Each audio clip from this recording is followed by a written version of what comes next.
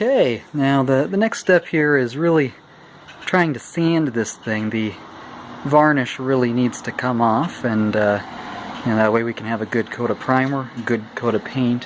I've already started sanding some, as you can see, and just taking a look at this, you can start to see a lot of the sanding that's already been done. And it's important to wear goggles to protect your eyes from all this sand. It's important to make sure to wear a mask because it gets dusty real quick. Even though, as you can see, this has a dust collector right on the sander, which does help. It does, certainly filter in there.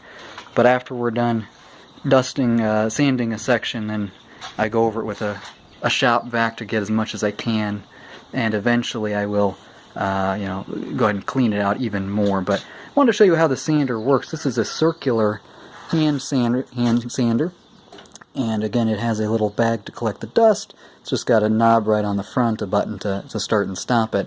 Now this part spins on the bottom with a sanding, and the interesting thing here is that this little pad that we have right on it actually velcros right on there, which is nice, except for it wore out real quickly on a project like this. I don't know if it's the brand of sander that I got, but this kept sliding off and eventually didn't even stick at all. So went on YouTube. Thankfully, there was one person on there that said, put some dots of hot glue around on the actual pad itself and in the middle, and then press down, and that really helped out. After it dried, this actually is staying on now, and I can actually proceed with the project. These holes are real interesting. The holes on the sandpaper have to line up with that, because that's actually where the fan will pull in the sand and the dust and pull it right into the bag. So that's a very important thing. Don't block those holes, which I learned as well. But again, hot glue, if need be, you can actually then pull this off and get rid of the hot glue and put on the next piece. But it's kind of a Velcro system, and this pad really quickly lost its grip. And when I was sanding, this was just flying right off, so that's not good at all. But let's show you how this thing works. You don't push down too hard. You just basically either hold it right here, you can hold it right here, and just move it around. It's going to get a little noisy here.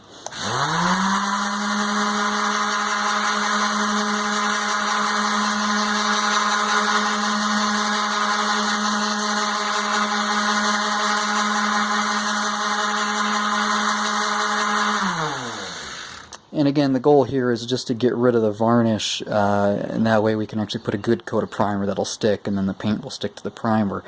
This board right here is actually that top piece that will stick up right here. Eventually it'll probably say something like Princess Summer. My daughter's name is Summer, so I want to make this special for her. She's my little princess. So, but let me sand a little bit more, and that way you can see how this goes.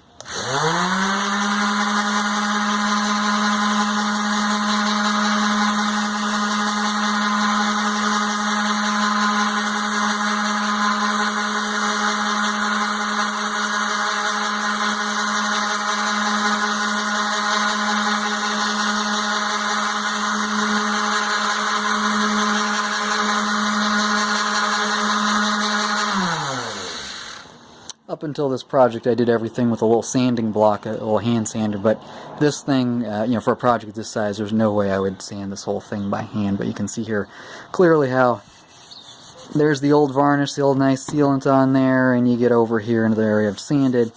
I can rub off some, and again, I'll go over this with a vacuum, but it is much more gritty, a little bit more there, a little bit rougher than what this is the smooth finish. I'll end up going over this quite more to get it all nice and ready for painting. So I'll get back to it, and we'll see the next step here in a moment.